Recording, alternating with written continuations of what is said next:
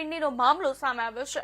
તો પોલીસે આરોપીની ધરપકડ કરી છે। રાધિકા પઢિયાર, દેવાંગ પઢિયાર, ભાવેશની ધરપકડ કરી છે। પકડી પાડવામાં આવેલા ત્રણેય સુરતના રહેવાસી હતા અને ફોન પેની ડુપ્લિકેટ એપ્લિકેશન દ્વારા ફ્રોડ કરવામાં આવ્યો છે।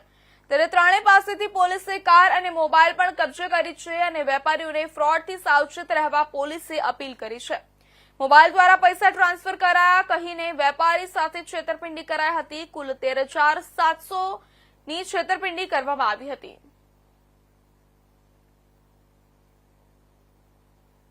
રાજ્ય સરકાર તથા કેન્દ્ર સરકાર દ્વારા ઓનલાઈન નાણાકીય લેવડ દેવડ વખતે થતા ફ્રોડથી બચવા માટે અવારનવાર અવેરનેસ કાર્યક્રમો કરવામાં આવતા હોય છે।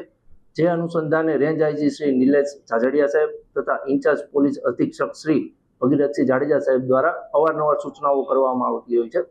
ગત તારીખ જુનાગઢ એ ડિવિઝન પોસ્ટે ખાતે એમજી વણઝારી ચોક પાસે હની નાઇટવેર દુકાનમાં એક કપલ ખરીદી અર્થે આવેલ હતું અને 10,700 રૂપિયાની ખરીદી કરેલી હતી અને ત્યારબાદ તેઓ પોતાની પાસે રોકડ રકમ ન હોય, રોકડ રકમ પર તે લોકોને 3,000ની જરૂરિયાત હોય તે રીતે ટોટલ 13,700નું ઓનલાઈન ટ્રાન્ઝેક્શન કરેલું હતું, પરંતુ આ ટ્રાન્ઝેક્શનની અમાઉન્ટ જે તે વેપારીના ખાતામાં જમા થયેલ ના હતી।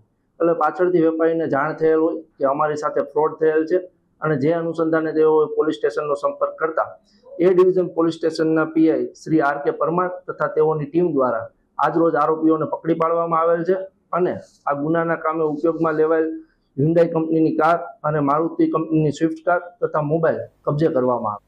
તો ટેકા